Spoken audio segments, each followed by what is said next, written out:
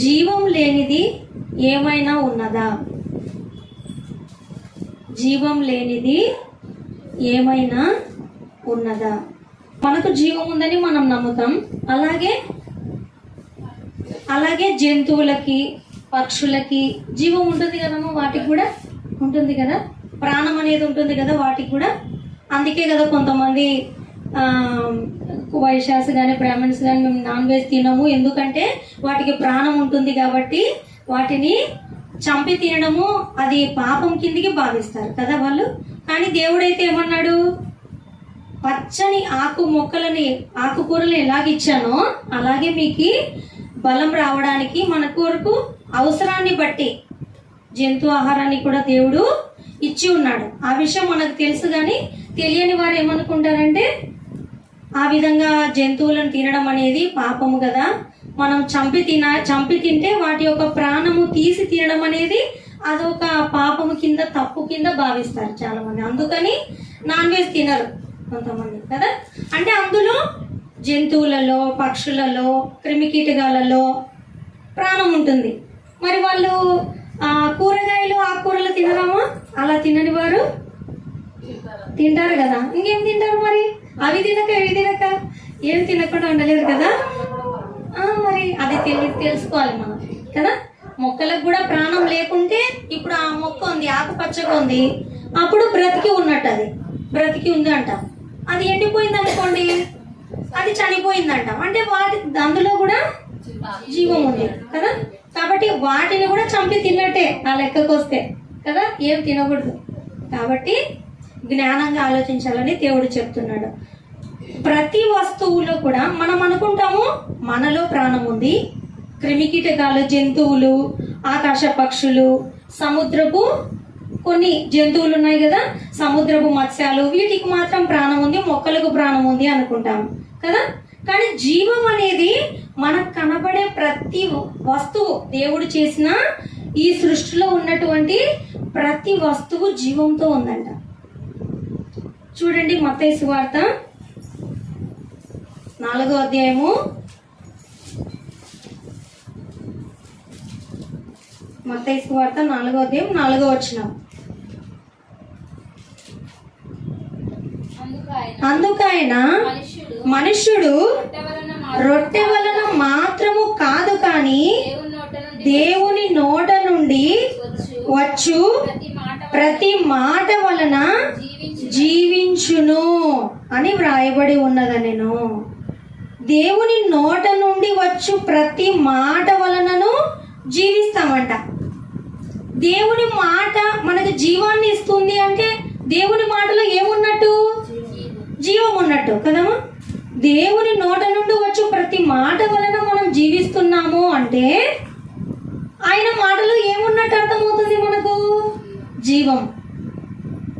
ఈ లోకంలో కనబడే మనకు ప్రతి వస్తువు, సూర్యచంద్ర నక్షత్రాలు, భూమి, ఆకాశ నక్షత్రాలు, ఏవైనా సరే మనకి ఆదికాండం 1వ అధ్యాయంలో చూస్తే దేవుడు అక్కడ ఏమని అంటుంటారంటే, సూర్యచంద్ర నక్షత్రాలు కలుగునుగాక, ఆరిన నేల కలుగునుగాక, జలములన్నీ ఒక చోట కూర్చోబడి వాటికి సముద్రము అని పేరు పెట్టడం, భూమి అని పేరు పెట్టడం, ఈ విధంగా జంతువులను కూడా కలుగునుగాక అని దేవుని నోట నుండి పలికిన ఆ మాట వలన అవి కలిగాయి. ఇప్పుడు మనం మత్తయి సువార్తలో చదివిన వాక్య ప్రకారంగా ఏమన్నాము? దేవుని నోట నుండి వచ్చు ప్రతి మాటలో ఏముంటారంట? జీవం ఉంటది కదమ్మా. దేవుని నోట నుండి వచ్చే ప్రతి మాటలో జీవం ఉంటది. ఈ కలగబడిన ప్రతి సృష్టిలోని ప్రతి వస్తువు ఎలా కలిగింది? సైన్స్ అడిగితే చెప్తుంది, ఒక పెద్ద శబ్దం వచ్చిందంట, సృష్టి దానంతా కదే కలిగిందంట. బిగ్ బ్యాంగ్ థియరీ అంటారు, వినింటారు ఎవరైనా సైన్స్ గురించి అవగాహన ఉండే వాళ్ళు. ఒక పెద్ద ప్రేలుడు శబ్దం, పెద్ద శబ్దం వచ్చిందంట, ఆ శబ్దం నుంచి సృష్టి దానంతా కదే పుట్టిందంట సైంటిస్టులు చెప్తారు. ఆ శబ్దం నిజమే, వాళ్ళు చెప్పింది అయితే కరెక్టే, శబ్దమే. ఆ శబ్దం ఏంటిది అంటే దేవుని, ఇప్పుడు నేను మాట్లాడుతున్నా శబ్దం వస్తుంది కదమ్మా, ఆ శబ్దం వస్తుంది కాబట్టి మీకు వినబడుతుంది కదా. దేవుడు ఈ యొక్క భూమి కలుగును గాక, సూర్యచంద్రులు కలుగును గాక అని ఈ సృష్టిలో ప్రతి వస్తువుని కలుగును గాక అనే శబ్దం వాళ్ళు కనుక్కుంది కరెక్టే, కానీ అది దేవుడు అని గుర్తించలేకపోయినారు. వారికి ఎంత జ్ఞానం ఉన్నా అజ్ఞానులే అని చెప్పొచ్చు ఒక మాటలో. ఈ భూమి పైన ఉండి దేవుని గొప్పతనాన్ని మనము చాటి చెప్తున్నాము, గ్రహిస్తున్నాము, విశ్వాసులమైన మనము నమ్ముతున్నాము దేవుడు ఉన్నాడని. అంతరిక్షంలోకి వెళ్తున్నారు సైంటిస్టులు అందరూ, అంతరిక్షంలోకి వెళ్తున్నారు. వెళ్ళి ఏం తెలుసుకోలేకపోతున్నారు? అక్కడ ఏముందో, చిన్న రాయి దొరికినా నాకు దొరికింది రాయి అని సంతోషపడుతున్నారు. కానీ అరే ఇంత అంతరిక్షంలో ఇంత గొప్ప సృష్టిని ఎవరు చేశారని వాళ్ళు కనుక్కోలేని అజ్ఞానులు, గ్రహించలేని మూర్ఖులు అని చెప్పచ్చు ఒక మాటలో కదమ్మా. దేవుడు చేసిన ఈ సృష్టిని చూసి ఆశ్చర్యపోతున్నారు, కానీ దేవుణ్ణి జ్ఞాపకాల్లోకి తెచ్చుకోవడం లేదు కదా. ఇక్కడ మనకు గ్రహించవలసినది ఏమిటంటే, దేవుని నోట నుండి వచ్చు ప్రతి మాటలో జీవం ఉంది. ఆయన ఇది కలుగును గాక అంటే ఈ సృష్టిలో సమస్తము సృష్టించబడింది కాబట్టి ప్రతి దానిలో ఏమున్నట్టు? జీవం ఉన్నట్టు. జీవం లేనిది ఏది కూడా లేదు. ప్రతి ఆయన నోట నుండి కలిగిన ఇది కలుగును గాక అంటే కలిగిన ఈ సృష్టిలో ప్రతి వాటిలో జీవం ఉంది. ఆ జీవము ఎలాగుంది అనేది మనం ఇప్పుడు వాక్యానుసారంగా ఏ విధంగా ఉందో మనం ఇప్పుడు వాక్యం ద్వారా చదివితే అర్థమవుతుంది. మనకు ఆ జీవము ఎందుకు ఈ లోకంలో ఆయన నోట నుండి కలగజేసి జీవాన్ని ఉంచాడు అంటే కేవలం మన కొరకే. ఈ సృష్టిలో చేయబడిన ప్రతి వస్తువుని చూడండమ్మా, మన కొరకే కదా. ప్రతిదీ కూడా జంతువులైనా, ఆకాశ పక్షులైనా, సముద్రపు జీవులైనా, కనబడే మొక్కలైనా, ఈ సృష్టిలో రాయి, బంగారు, ముత్యాలు, వజ్రాలు అన్ని ఎవరి కొరకు? మనిషి కొరకే. అన్నిటినీ చేసి భూమిని దేవుడు ముందే సిద్ధపరిచి భూమి పైన మనల్ని పెట్టినాడు. ఏలండి అని, నా కొరకు బ్రతకండి అని, నా ప్రేమను గుర్తించండి అని. కానీ మనుషులందరూ ఎలాగైపోయారు? సృష్టిని బాగా అనుభవిస్తూ దేవుడు లేడని ఒకరు, దేవుడు ఉన్న నాకేం చేసినాడని ఒకరు, రకరకాలుగా దేవుణ్ణి అనుకుంటూ ఉంటారు. కానీ దేవుని ప్రేమ ఎంత గొప్పదో, మనల్ని పుట్టించక ముందే మనకి ఏమేమి అవసరం ఉందో. నాటి కాలంలో కొన్ని వ్యాక్సిన్స్, మెడిసిన్స్ అవసరం లేదు. తరతరాలు వచ్చే కొద్ది కొన్ని మందులు మనకు అవసరమైనాయి. కొంతకాలం బ్యాక్ వెళ్ళిపోయాం అనుకోండి, కరోనా మందు వాళ్ళకి అవసరం లేదు, కానీ మనకు అవసరం కదా. ఏ జనరేషన్కి ఏం అవసరమో ఈ సృష్టిలో దాచి ఉంచాడు దేవుడు. ఏ జనరేషన్కి ఏం అవసరం అవుతాయో ఈ యొక్క భూమిలో మనకి దాచిపెట్టి ఉంచాడు. అప్పుడు మనకు కావలసిన సైంటిస్టులు కనుక్కొని వెలికి తీస్తే అది వాళ్ళకి అంతు చిక్కబడుతుంది, గ్రహించగలుగుతుంది, వాళ్ళ చేతికి అందుతుందంటే దేవుడు ఆల్రెడీ పెట్టాడు కాబట్టే వాళ్ళకి దొరుకుతుంది, లేదంటే దొరకదు కదా. మన ఇంట్లో పిల్లల కొరకైనా మనము పిల్లలకు అవసరమైంది, పుట్టిన చిన్న పసి పిల్లలకి ఏమవసరమమ్మా? వాళ్ళకు తల్లి పాలు అవసరం అంతే. కానీ మన ఇంటి నిండా పిల్లల కొరకు ఏమేమో దాచిపెడతాం కదా. పుట్టిన చిన్న పిల్లలకి వాళ్ళు ఎదిగే కొద్దీ ఏమేమి అవసరమో మనము ముందే సిద్ధపరచుకి ఇంట్లో పెట్టుకుంటాం. వాళ్ళ కొరకు కొంత అమౌంట్ జత చేస్తాం, ఇంకా ఏమేమో వాళ్ళ కొరకు పోగు చేస్తూ వస్తుంటాం పుట్టింది మొదలు. కానీ దేవుడు మనల్ని ఈ లోకంలో పెట్టక ముందు నుంచే మనకి ఎప్పుడు, ఏ సమయంలో, ఏ జనరేషన్లో ఎవరెవరికి ఏం అవసరమై ఉన్నాయో ముందే ఆయన నోట నుండి కలిగాయి ఈ సృష్టిలో. కాబట్టి ఆయన నోటి మాటలో జీవం ఉంది కాబట్టి ఈ సృష్టిలో ఉన్న ప్రతి వాటిలో కూడా జీవం ఉంది. చూడండి అమ్మా, యెషయా 1:2. యెషయా, యెహోవా మాట్లాడుచున్నాడు, ఆకాశమా ఆలకించుము, భూమి చెవియొగ్గుము. ఏంటిదమ్మా? చాలాసార్లు చదివింటారు కదా ఈ మాటలు కదా. మనల్ని ఇప్పుడు మీరు వాక్యం వింటున్నారు, అమ్మ ఆలకించండి వాక్యాన్ని అంటే అర్థం ఉంది. ఆకాశాన్ని ఆలకించండి అని చెప్పడం ఏంటిది కదా కదా. ఆకాశానికి కూడా చెవులు ఉంటాయా? ఆలకిస్తుందా ఆకాశం? ఆలకిస్తుందంట. ఆకాశమా ఆలకించుము, భూమి చెవి యొగ్గుము. మనమే వినగలుగుతున్నాము, మనమే మాట్లాడగలుగుతున్నాము అని మనకు తెలుసు కదమ్మా. ఈ సృష్టిలో ఏది కూడా నిర్జీవమైనదని మన దృష్టికి మనకు తెలుసు. దేవుడు అంటున్నాడు, నా నోట నుండి కలగజేయబడిన ప్రతి వస్తువులో జీవం ఉంది. జీవం ఉంది కాబట్టి ఆకాశము ఆలకిస్తుందంట దేవుడు చెప్పే మాటలకు, భూమి చెవి ఒగ్గుతుందంట. అంటే వాటికి కూడా జీవం ఉంది, అవి కూడా వింటున్నాయి. అందుకే కొంతమంది ఏమన్నా రహస్యాలు మాట్లాడుకుంటుంటే ఏమనుకుంటుంటారమ్మా, గోడలు కూడా చెవులు ఉంటాయి. నువ్వైతే ఎవరికి చెప్పొద్దు, కానీ గోడలు కూడా మనం మాట్లాడుకుంటుంటే గోడలు కూడా చెవులు ఉంటాయని ఊరికే క్యాజువల్గా చెప్తారు, కానీ దేవుడు ఎప్పుడో రాసి ఉంచాడు గోడలకు చెవులు ఉంటాయని కదా. కాబట్టి ఆకాశానికి భూమికి చెవులు ఉన్నాయి, వాటికి ఆలకించే గుణం ఉందంటే వాటిలో జీవం ఉంది అని దేవుని వాక్యము సెలవిస్తుంది. ఏం ఆలకించాలంటమ్మా? వినండి, కిందికి చదవండి. నేను పిల్లలను పెంచి గొప్పవారిగా చేసి తిని వారు నా మీద తిరగబడి ఉన్నారు.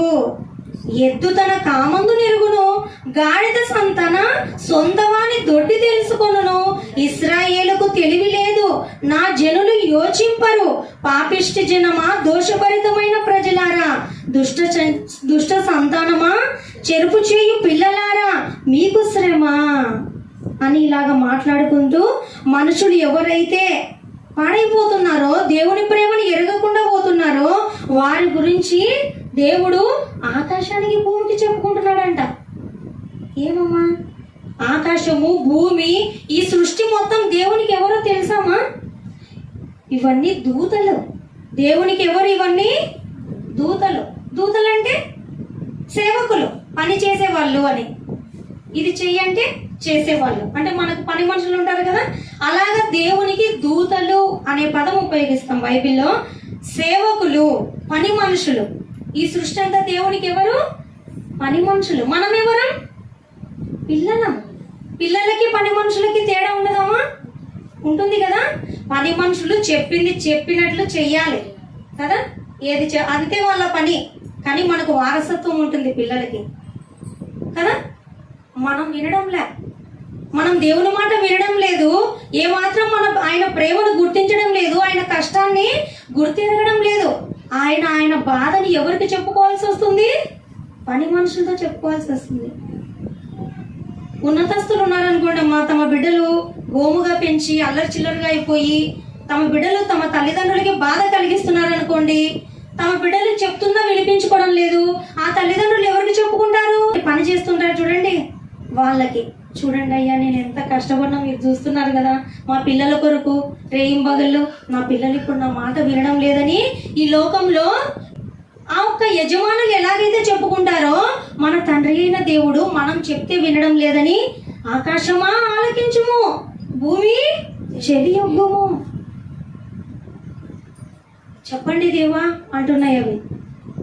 ఏంటో ఆయన బాధని మనం వినడం లేదు, అవి వింటున్నాయి. ఆకాశమా ఆలకించుము, భూమి చెవి యొగ్గుము అంటే ఆయన అలర్ట్ అయిపోతాయి అనమాట. అవి ఎంత భయపడతాయంటే ఇప్పుడు ఇంకా మనం తెలుసుకుంటే అర్థమవుతుంది. గజ గజ వణుకుతున్నాయంట సృష్టి. ఎవరమ్మా వణకాల్సింది? మనము. పని మనుషులు వణుకుతారు, కానీ తండ్రికి పిల్లలు భయపడకూడదా? భయపడి బ్రతకాలి కదా.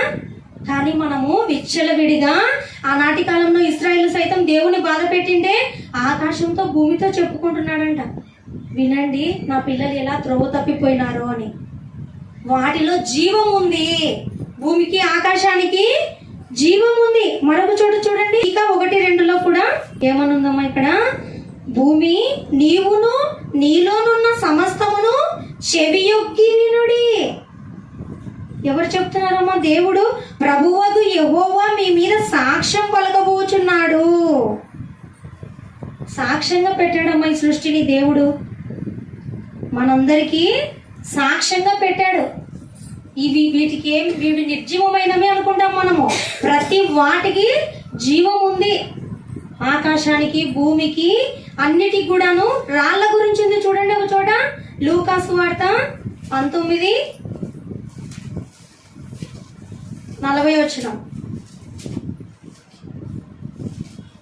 ఏమనుందమ్మా అక్కడ 40లో?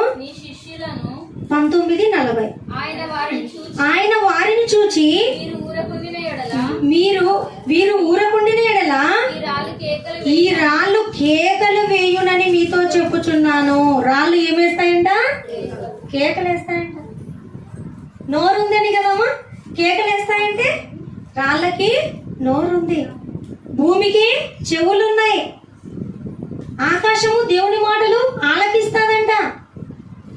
ఇంకా ఏమని ఉంటదంటే గోడలలోని రాళ్ళు మొరపెట్టుచున్నవి అని ఉంటది. హబక్కూకు గ్రంథంలో 2:11 తీయండమ్మా. 770 పేజీ నెంబర్. పాత నిబంధనలో 770. గోడలలోని రాళ్ళు మొర్రపెట్టుచున్నవి, దూలములు వాటికి ప్రత్యుత్తరం ఇచ్చుచున్నవి. గోడలలోని రాళ్ళు మొర్రపెడుతున్నాయంట దేవునికి. మొర్రపెట్టడం అంటే మాట్లాడుతున్నాయి కదమ్మా.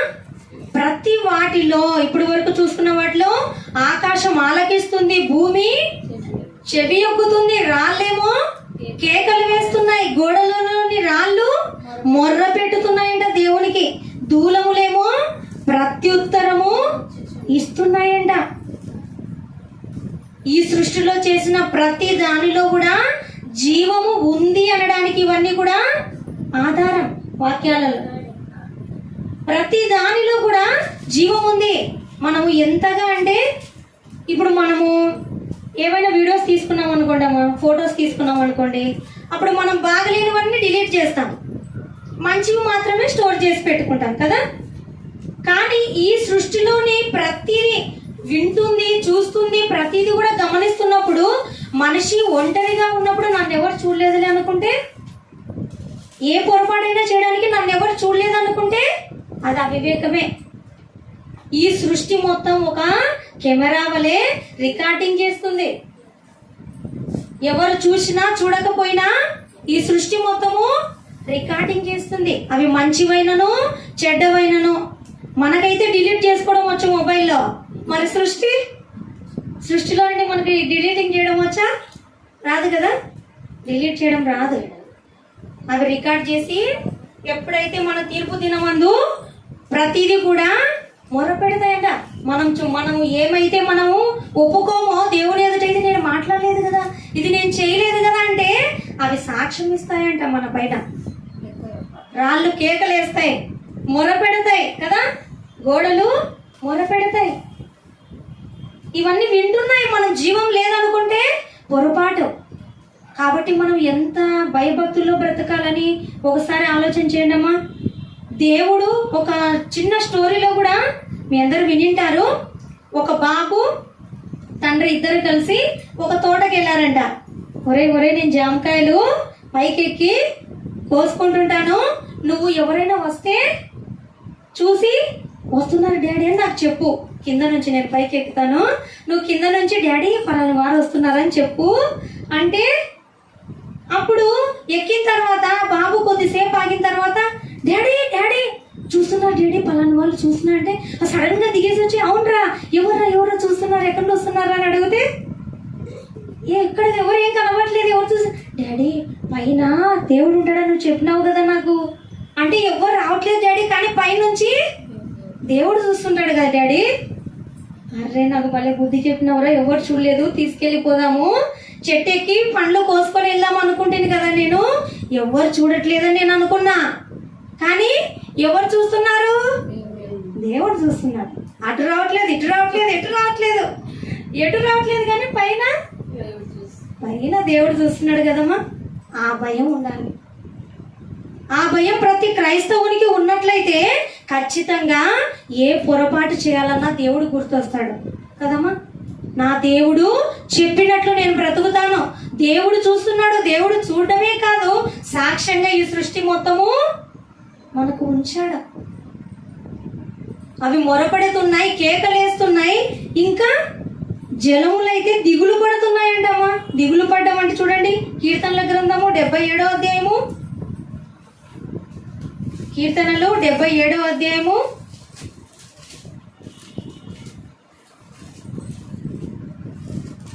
16వ వచనం.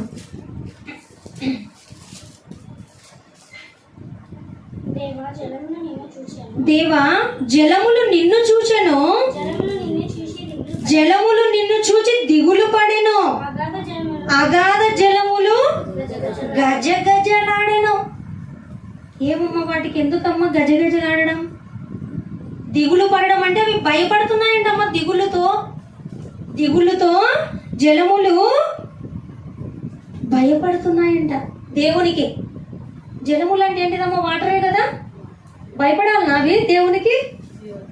అవేం మిస్టేక్ చేస్తున్నాయేమో, మనకు దాహం తీరుస్తున్నాయి. దేవుడు చెప్పిన సృష్టిలోని ప్రతి వస్తువు తన తన క్రమంలో, గ్రహాలన్నీ తన క్రమంలో చక్కగా తిరుగుతున్నాయి. చక్కగా తమ సీజన్లు జరుపుకుంటున్నాయి. తాము తిరగవలసినటువంటి కక్షలోనే తిరుగుతున్నాయి. మనం శూన్యంలో ఒక చుక్క నీటిని నిలబెట్టగలమా? ఈ శూన్యంలో దేవుడు సముద్రాలనే నిలబెట్టినాడు కదా. సముద్రాలనే నిలబెట్టినాడు. ఇప్పుడు భూమి అనేది మనకైతే ఇట్లా చూస్తున్నాం కాబట్టేమా, మొత్తం సృష్టిని అంతా, ప్రపంచానంతా తీసుకుంటే భూగ్రహము, సూర్యుడు, చుట్టూ ఉన్నటువంటి నవగ్రహాలు, 9 గ్రహాలు ఉంటాయి కదా.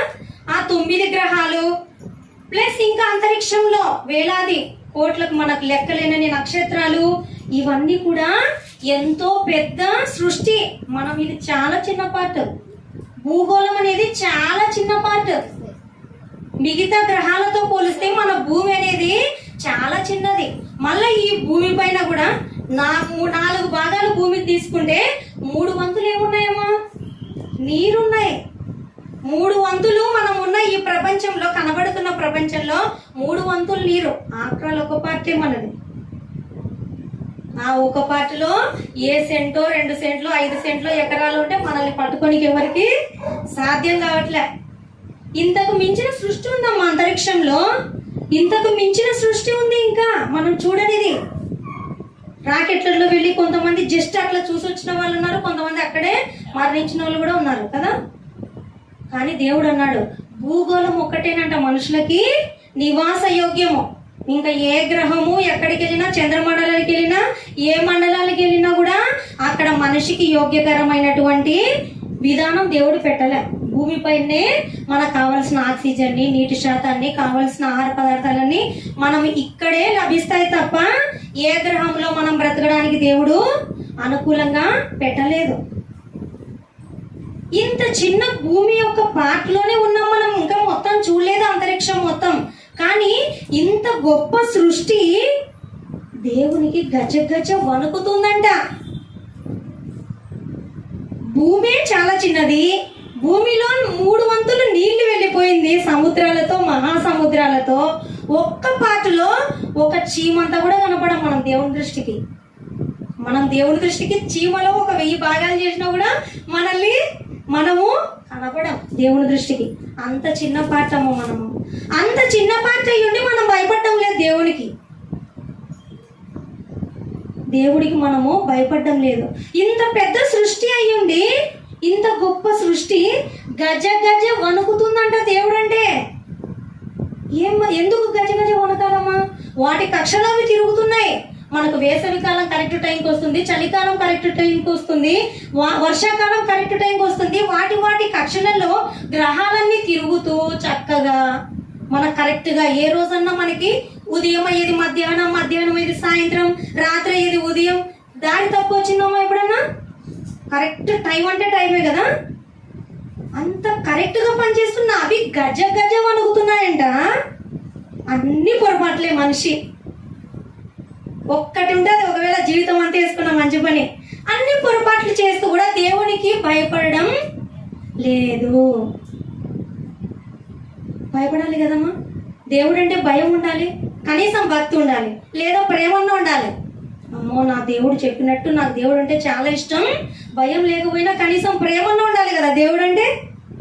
అమ్మో దేవుడు అంటే నాకు ఇష్టమని ఆ ఒక్క ప్రేమన్నా ఉండాలి. అమ్మో దేవుడు ఎట్లా చెప్పినాడో అట్లా నేను బ్రతుకుతాను నాయన, ఎందుకు లేదంటే ఎన్ని కష్టాలు పడాలని భయమన్నా ఉండాలి. భక్తి అన్నా ఉండాలి. భయము భక్తి లేకుండా ఉంటే ఏం చేయాలమ్మా ఇంకా దేవుడు? మనం వినడం లేదని ఈ సృష్టితో చెప్పుకుంటున్నాడంట. ఆకాశమా ఆలకించు, భూమి చెవియొగ్గు, నా బిడ్డలు నా మీద తిరగబడుతున్నారు. ఇంత సృష్టి వాళ్ళ కోసం చేస్తే నా ప్రేమను వాళ్ళు గుర్తించడం లేదు. ఏ మాత్రం కూడా నేనంటే విలువ వేయడం లేదు. నేను దేవుణ్ణి యాక్సెప్ట్ కూడా చేయడం లేదు. ఆయన బాధ సృష్టితో చెప్పుకుంటుంటే సృష్టి గజలాడుతుందంట. దేవుడు భూమి అంటే చాలా ఇంకా భయపడిపోతుందంట. జలాలు భయపడిపోతాయంట, వణుకుతాయంట. అవి భయపడుతున్నప్పుడు మనకి ఎందుకమ్మా భయం ఉండడం లేదు కదా? దేవుని బిడ్డలమైన మనము ప్రతి ఒక్కరము కూడా దేవుడికి భయపడి జీవిస్తే ఎన్ని ఆశీర్వాదాలు ఉంటాయి, ఎన్ని మేలులు ఉంటాయి. ఆయన ఆశీర్వాదాలకి మనము అసలు చాలా పొందుకోవచ్చు. కేవలం భయము భక్తి కలిగి జీవిస్తే. అతిక్రమించామనుకోండి ఇంకా ఆయన ఉగ్రతకు మనము తట్టుకోలేము. ఒక క్షణం చాలమ్మా దేవుడు సర్వ మానవాళిని కప్పేయడానికి. ఒక క్షణం చాలు. నోవాహు కాలంలో ఆ రోజు తీసుకున్న తీర్మానాన్ని బట్టే ఇంకా నేను ఎప్పుడు నీటితో కప్పేయనని దేవుడు తీర్మానం నిబంధన తీసుకున్నాడు ఆ రోజు నోవాహు కాలం తర్వాత. ఇంకా నేను సృష్టినంతా ఎప్పుడు ఇట్లా నాశనం చేయను అని ఒక నిబంధన గుర్తుగా ఇంద్రధనుస్సు రెయిన్బో అనుకుంటారు అందరు చూసి. ఆ రెయిన్బో ఏర్పడింది అప్పటి నుంచే. చూస్తారమ్మా? తెలుసా చాలా మందికి? రెయిన్బో మన దేవుడు ఏ సమయంలో చేశాడో చూడండి ఒకసారి, తెలియని వారు ఉంటే. ఇంద్రధనుస్సు అని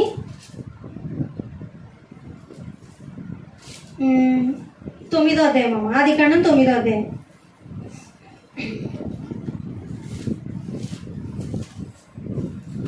తీసారమ్మా? ఆదికాండం 9వ అధ్యాయము 11వ వచనం నుండి చదవండి అమ్మా. నేను మీతో నా నిబంధన స్థిరపరచుదును, సమస్త శరీరులు ప్రవాహ జలముల వలన ఇకను లయపరచబడరు. ఏమంటున్నాడమ్మా దేవుడు? సమస్త శరీరులు ప్రవాహ జలం వలన ఇంకా లయపరచబడరంటే ఇంకా వాళ్ళకి నాశనం ఎప్పుడు? సర్వ మానవాళికి నాశనము ఇంకా ఉండదు అంటున్నాడు దేవుడు. తర్వాత భూమిని నాశనం చేయుటకు ఇకను జల ప్రవాహము కలగదని పలికెను. మరియు దేవుడు నాకును మీకును మీతో కూడా నున్న సమస్త జీవరాశులకును మధ్య నేను తరతరములకు ఏర్పరుచున్న నిబంధనకు గురుతు ఇదే. ఏంటిది ఆ గుర్తు? మేఘములో నా ధనస్సును ఉంచితిని, అది నాకును భూమికిని మధ్య నిబంధనకు గుర్తుగా నుండును. భూమిపైకి నేను మేఘమును రప్పించినప్పుడు ఆ ధనస్సు మేఘములో కనబడును. ఏంటిది? ఈ ధనస్సే రెయిన్బో. ఈ ధనస్సేనమ్మా రెయిన్బో. ఇంద్రధనుస్సు అంటాం కదా. దేవుడు నోవాహు కాలం తర్వాత నేను ఆకాశ పక్షుల సమస్తాన్ని నేను ఈ మనుషులను బట్టి నాశనం చేశాను కదా, ఇక ముందు నేను చెయ్యను, జల ప్రవాహంతో మొత్తం కప్పేయను. ఎక్కడైతే ఆయనకి కొన్ని చోట్ల మనకి ప్రవాహాలు వచ్చాయి, కొట్టుకుపోయి అంటుంటాం కదా, భూమి మొత్తంలో అన్ని చోట్ల దుర్మార్గులు ఉన్నా అంతటి కప్పేయడం లేదు దేవుడు. ఎక్కడైతే ఆయనకి అనీతి కార్యాలు, అనీతికరమైన మనుషులు కనుగొన్నప్పుడు ఆ ప్రదేశం మట్టుకే నీటితో కప్పబడుతున్నారు. కానీ మొత్తం సర్వ సృష్టిని ఇంతకు ముందు నోవాహు కాలంలో ఎట్లయితే ఆ ఒక్క 8 మందినే కాపాడారో అలాగే ఎప్పుడు చేయనన్నాడు. దానికి గుర్తుగా ఇంద్రధనుస్సును పెట్టారంట. అది నాకు జ్ఞాపకం చేస్తుంది. ఏం జ్ఞాపకం చేస్తుంది? మేఘం ఎప్పుడైతే వర్షం రావాలని వస్తుందో అప్పుడు ఇంకా ఎక్కువగా పడకుండా అది జ్ఞాపకం ఏం చేస్తుంది? నోవాహు కాలంలో ఎలాగైతే మొత్తం అంతరించిపోయింది, ఇంకా ఇక్కడ స్టాప్, వర్షం ఇంకా వెళ్ళు, మేఘమా ఇంకా వెళ్ళు, ఆ ఊర్లో ఇంకా వర్షం రావాలి, ఇక్కడ స్టాప్, ఇంకా ఇంకో చోటికి ప్రయాణం అయి వెళ్ళు. ఎక్కడికి వెళ్ళమంటే అక్కడికి మేఘాలు పరుగులు తీసుకుంటా వెళ్తాయంట. అలాని ఊర్లో వర్షం తక్కువ ఉంది, అక్కడికి వెళ్ళు, పరుగులు తీసుకుంటా వెళ్తాది. ఇక్కడ వర్షం పడాలి, పడుతుంది, అక్కడ స్టాప్, చాలు. ఇంకా అక్కడ ఇంద్రధనుస్సు వచ్చిందంటే దేవునికి గుర్తు, ఇంకా స్టాప్, అక్కడ వర్షం వద్దు. మనకు తెలియదు కదా, చాలా మంది, కొంతమందికి తెలిసి ఉంటుంది, కొంతమందికి తెలీదు. ఇంద్రధనుస్సు వచ్చే సంతోషపడి పిల్లలంతా ఏదో ఎందుకు వచ్చిందో కూడా తెలీదు. చెప్పాలి పిల్లలకి. రెయిన్బో అంటే దాన్ని ఆకర్షితులం అవ్వడమే కాదు, పిల్లలకి దేవుడు చేసిన అద్భుత క్రియలు చెప్పాలి. చిన్నప్పటి నుండే చెప్తేనే కదమ్మా, ఇప్పటి వరకు తెలియకనే కదా, పెద్దయినా మనకి ఇప్పటి వరకు తెలియలేదు. కానీ మన బిడ్డలకు మనకు తెలిసిన తర్వాత చెప్పాలమ్మా. చెప్పినప్పుడే వాళ్ళు చిన్ననాటి నుండే అరే రెయిన్బో ఎలాగొచ్చింది, అంత అందంగా ఉందంటే నా దేవుడు చేశాడని వాళ్ళు గుర్తించుకుంటారు దేవుని ప్రేమని. సృష్టిని మొత్తం అనుభవించమని అన్ని చోట్లకు ఎక్కడెక్కడికో తీసుకెళ్లి బిడ్డలకు విహారయాత్రలుగా తీసుకెళ్తాం డబ్బులు ఖర్చు పెట్టి. ఈ సృష్టి చేసింది దేవుడని ఏనాడైనా పిల్లలకి తల్లిదండ్రులు చెప్తున్నారమ్మా? చెప్పడం లేదు. అనుభవించేటట్లు చేస్తున్నారు కానీ తండ్రి ప్రేమను పిల్లలకి చెప్పడం లేదు కదమ్మా. చెప్పాలి కదా. ఈ సృష్టి అంతా మనకు కనబడే ప్రకృతి అంతా దేవుడు చేశాడని ప్రతి బిడ్డలకు చిన్నప్పటి చెప్తే వాళ్ళు పెద్ద అయిన వాటి నుండి తొలగిపోరు. నిజంగా నా దేవుడు నా కొరకు ఇన్ని చేశాడు కదా, నా దేవుడికి నేను నీతిగా బ్రతకలేనా, నా దేవుడు నన్ను ఏమడిగాడు, ఏమేమో ఇవ్వమని వజ్ర వైద్యురాలు ఇవ్వమని అడిగాడా? నీతిగా బ్రతకమంటున్నాడు, అంతే కదా. అంతకు మించి ఏం కోరడం లేదు కదా దేవుడు. కాబట్టి బిడ్డలకు నేర్పించాలి. ఈ విధంగా జలములు భయపడుతున్నాయి, అంతరిక్షము ఘోషిస్తుందంట, అరుస్తుందంట అంతరిక్షం. చూడడము అదే కీర్తనలు 77వ అధ్యాయము, కీర్తనలు 77వ అధ్యాయము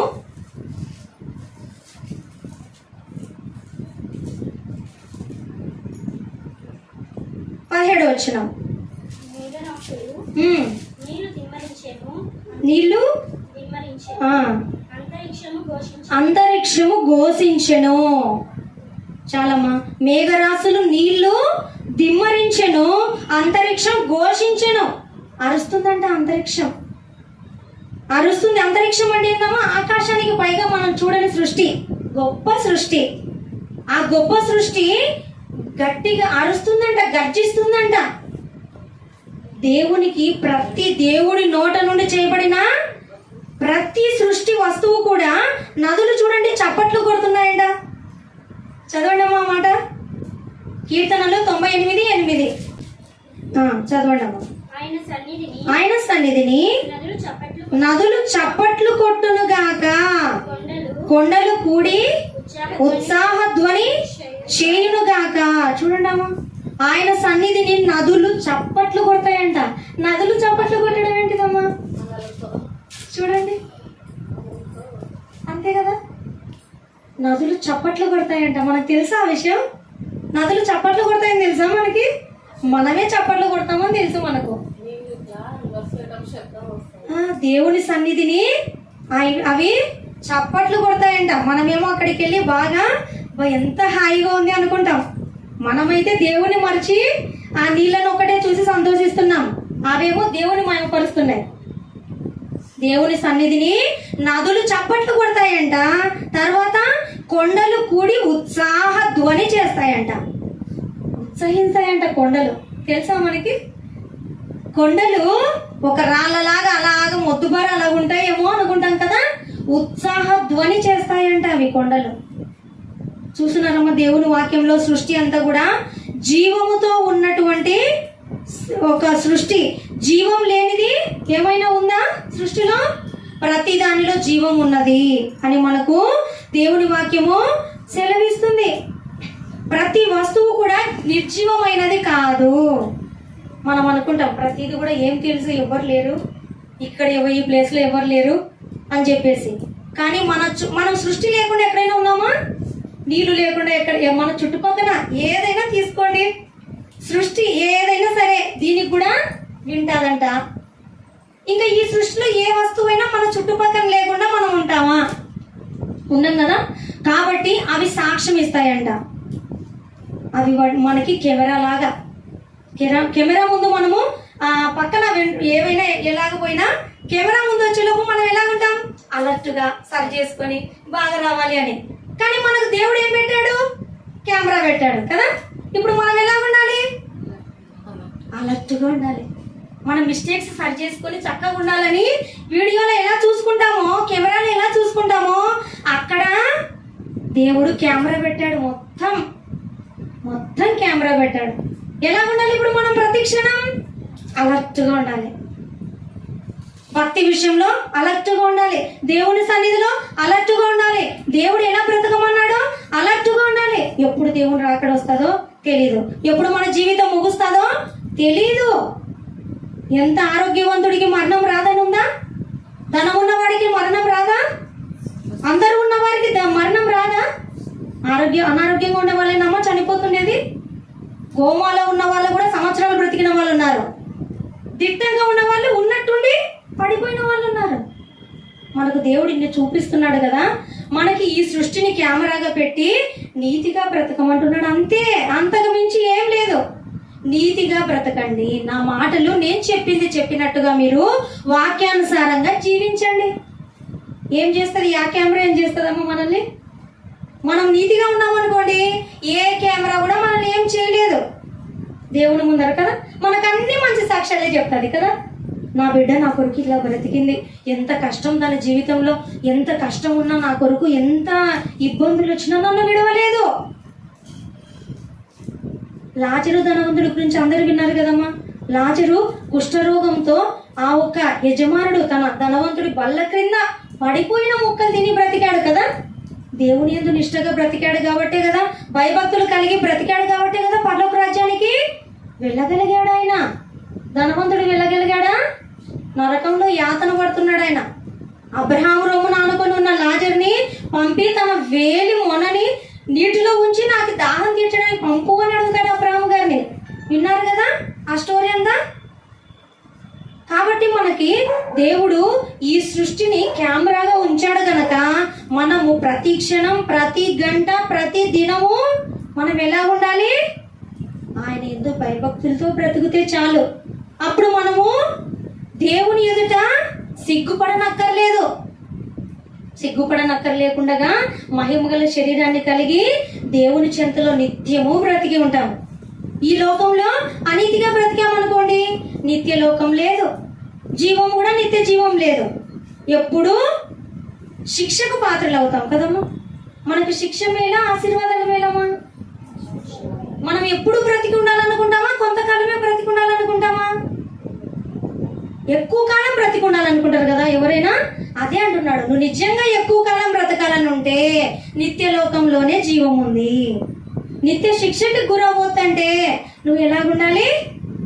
నీతిగా బ్రతకాలి, వాక్యానుసారంగా జీవించాలి, నేను చెప్పింది చెప్పినట్లుగా నా మాట వినాలి. అన్యాయపు జీవితం మనకు వద్దు. మనము రక్షించబడుతూ అనేక మందిని నీతి మార్గంలో నడిపించే వారంగానే మనం ఎల్లప్పుడూ ఉండాలి. ఆ విధంగా ఉండాలని దేవుడు ఈ దినమున ఈ సృష్టిలో ఏది కూడా నిర్జీవమైనది కాదు.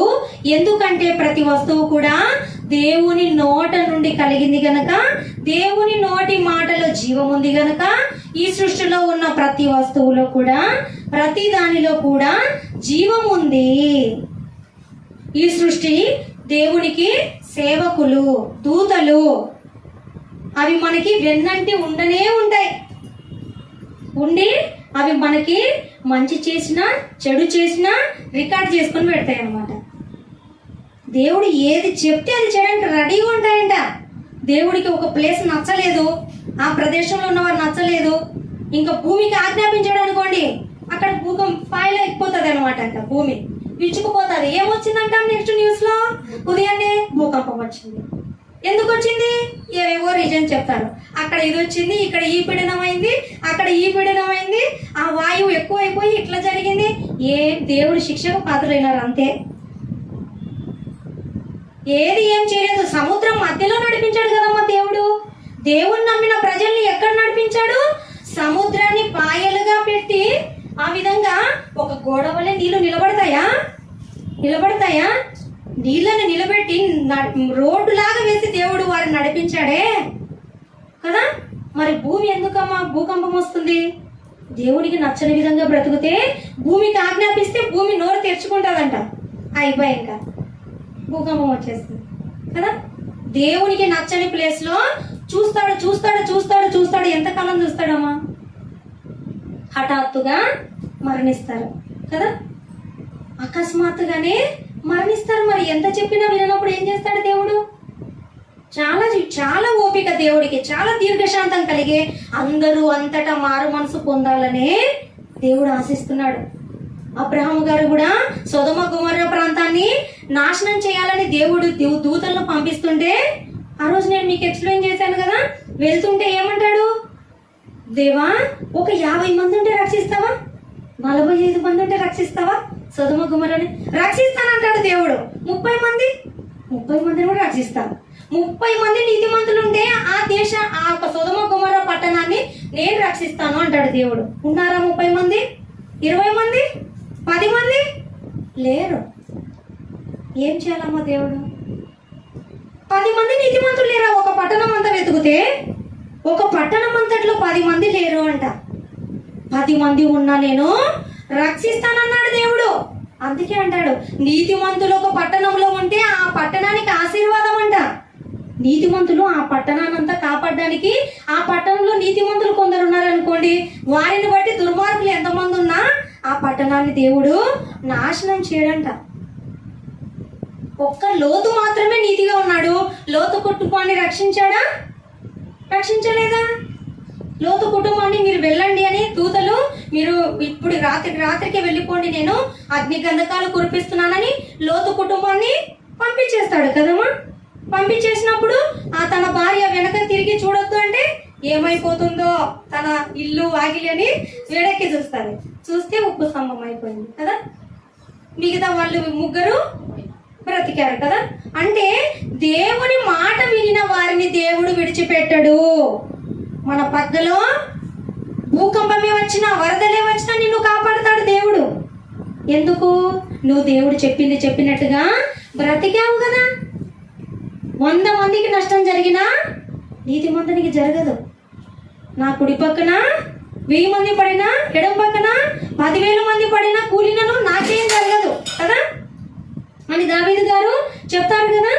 కాబట్టి మన ప్రక్కలో ఎన్ని జరిగినా, ఎంత అనారోగ్య పరిస్థితి వచ్చినా అంతెందుకమ్మా? కరోనా సీజన్ అంతా వెళ్ళిపోయిందా? అందులో మరణించిన వారు ఉన్నారా? మనం బ్రతికి ఉన్నామంటే ఏంటిదమ్మా? దేవుడి కృపకు పాత్రలు అయ్యాం కదా. అదే అంటున్నాడమ్మా దేవుడు, నేను చెప్పింది చెప్పినట్టుగా బ్రతకండి. అది ఎటువంటి వ్యాధి అయినా, ఎటువంటి కష్టమైనా, ఎటువంటిదైనా కాదు, దేవునికి అసాధ్యమైంది ఏమైనా ఉందా? ఆ కీడు నీకు రాకుండా నేను చూసుకుంటా. నేను చెప్పిన మాట ప్రకారంగానే జీవించాలని దేవుడు ఎంతగానో ఆశపడుతున్నాడు. ఆయన బాధను అర్థం చేసుకోవాలి కదమ్మా. మనం నీతిగా బ్రతుకుతూ, అరే అనేక మంది కూడా నా దేవుని ప్రేమను నేను చాటి చెప్పాలి, నా క్రియల ద్వారా కూడా చూపించాలి. నేను కేవలం చెప్పి చేయకుండా ఉండకూడదు కదా. క్రైస్తవులం అంటే, నిజమైన క్రైస్తవులం అంటే ఎలా ఉండాలి? మనం చేస్తూ మనం ఇతరులకు చెప్పాలి. మనం ఒకరికి ఏదైనా సరే మనము చేసేదే చెప్పాలి, అది గుర్తించుకోవాలి క్రైస్తవులు. మనం ఏం చేయకుండా చెప్పామనుకోండి, మీరే సరిగా లేరు, మేమేం పాటించాలో అనుకుంటారు కదా. ఎవరైనా సహజమే కదా. మనం అనారోగ్యకరమైంది బాగా తింటూ ఇది తినొద్దని ఎవరికైనా చెప్పగలమా? మీరు తింటున్నారు కదా అంటారు కదా. అంటే మనము చేసేదే మనం ఇతరులకు చెప్పాలంటే ఫస్ట్ మనము దేవుని క్రియలని పాటిస్తూ వాక్యానుసారంగా దాన్ని మాత్రమే మనం ఇతరులకు చెప్పాలి.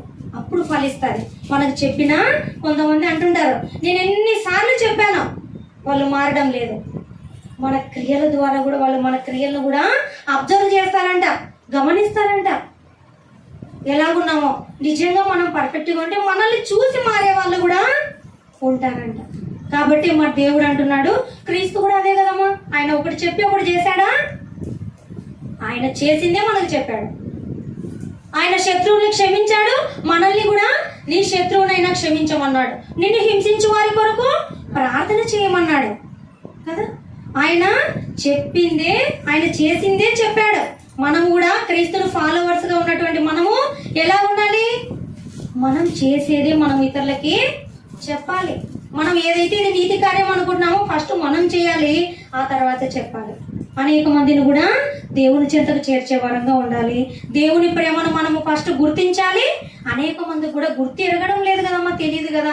వాళ్ళకు కూడా కొన్ని కారణాలు వినకపోవడానికి. విన్నటువంటి మనకి ఎలాంటి ప్రయాసం ఉండాలి? ఎవరు మనకు కనిపిస్తారా, మనం కూడా మనకు తెలుసుకున్నవి చెప్దామా అని ఎదురు చూడాలి.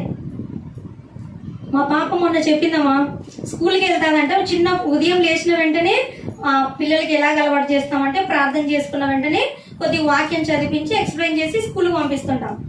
పాప ఆ దినం ఉదయం మొదలుకొని సాయంత్రం లోపు ఎప్పుడు ఖాళీ సమయం దొరికినా ఉదయం ఏవైతే సమయం ఉంటే నేను మాట్లాడుతుంటా, లేదా పాస్టర్ గారు ఏవైతే మాట్లాడినా ఇక్కడ గుర్తు పెట్టుకున్నామే, వాళ్ళ ఫ్రెండ్స్ లో ఎవరో ఒకరికి చెప్పొస్తుందంట. వాటిని ఇంటికి మొన్న వచ్చాక చెప్తుంది అనమాట, ఈ రోజు డాడీ నువ్వు నాకు ఈ మాటలు చెప్పినావు కదా, నేను కూడా మా ఫ్రెండ్కి చెప్పేసి వచ్చినాను డాడీ. ఆ చిన్న బాబు మేము ఎప్పుడు చెప్పలేదమ్మా, క్లాస్కి వెళ్ళి స్కూల్కి వెళ్ళి నువ్వు ఇలాగా చెప్పమ్మని మేము చెప్పలేదు. ఆ పాపకి డాడీ నువ్వు ఇది మంచిదని చెప్పినావు కదా, మరి మంచిది నేను చేస్తున్నా, మా ఫ్రెండ్స్ కూడా చేయాలి కదా డాడీ, నువ్వు దేవుడు మేలు చేస్తాడన్నావు కదా, ఇది పాటిస్తే మా ఫ్రెండ్స్ కూడా చెప్తే వాళ్ళకు కూడా మేలు చేస్తాడని చెప్పినా డాడీ అంటుంది. అంటే చిన్న బిడ్డకి ఏం తెలిసిందమ్మా, మనం చెప్పకపోయినా మనకోటి మంచి తెలిస్తే దాన్ని ఇతరులకు కూడా చెప్పాలి అని. మనము పెద్దవాళ్ళమై ఉన్నటువంటి మనము నిత్య లోకం గురించిన విషయాలు ఇన్ని తెలుసుకుంటున్నాం కదా, మనకు చేతనైనంత వాక్యం చదివి ఉన్నట్టుగా ఎలా విన్నామో అలా చెప్పాలని కాదు, మనకు వచ్చిన ఆ ఒక జ్ఞానంతోనే 2 మాటలు ఎంతవరకైతే వాళ్ళకు చెప్పగలమో 2 మాటలు వాళ్ళకి చెప్పలేమమ్మా. ఎంత చదువురాని వాళ్ళైనా మనం మామూలుగా కొన్ని విషయాలు మాట్లాడుతుంటాం కదా, అలాగే దేవుని మాటలు కూడా మనం విన్నది ఖచ్చితంగా మనకు ఎవరైతే అనుకూలంగా ఉంటారో వాళ్ళకి చెప్పేవారంగా ఉండాలి. అప్పుడు మనకి ఇంకొక బెనిఫిట్ ఉంది అందులో. వాళ్ళకి చెప్తే మనకేం ప్రయోజనం అనుకోవచ్చు, వాళ్ళకి చెప్తే మీకు ఇంకా ఎక్కువ ప్రయోజనాలు ఉంటాయి. ఇతరులకు చెప్పినప్పుడు మిమ్మల్ని మీరు బోధించుకుంటుంటారు అనమాట. అరే నేను చెప్పినాను కదా ఈ విషయం, నేను చెప్పినప్పుడు నేను పాటించాలా కదా అని అలాగా మన హృదయానికి ఇంకా గుచ్చుకుంటారు. అది మీకు మరింత మేలు అన్నమాట. కాబట్టి మనం ఇతరులకి చెప్పినప్పుడు అది ఇంకా దీవెననే మనకి. వాళ్ళకొక్కటే మేలు కాదు, మనకు కూడా మేలే చెప్పడం వల్ల. కాబట్టి దేవుని మార్గాన్ని తెలుసుకున్న మనము ఇంకొంతమందికి ఆ మార్గం గురించి చెప్పేవారంగా ఉండాలి. ఈ దినమున మనము విన్నటువంటి యొక్క వాక్యానుసారంగా జీవం లేనిది ఏమైనా ఉందామా ఈ సృష్టిలో? లేదు కదా. కాబట్టి దేవుడు ఈ సృష్టిలో పెట్టినటువంటి ఈ సృష్టి మనల్ని అన్నిటినీ క్యాచ్ చేస్తుంటది కాబట్టి, అన్నిటినీ పరిశీలించి పట్టుకుంటది కాబట్టి మనం చాలా భయభక్తుల్లో జీవించాలని దేవుడు కోరుకుంటున్నాడు. కాబట్టి మనం అందరం కూడా వాక్యానుసారంగా జీవించి దేవుడున్న నిత్యలోకానికి చేరినట్లుగా దేవుని యొక్క కృపా కాపుదల మనందరికీ కూడా తోడయుండి నడిపించును గాక. ఆమేన్.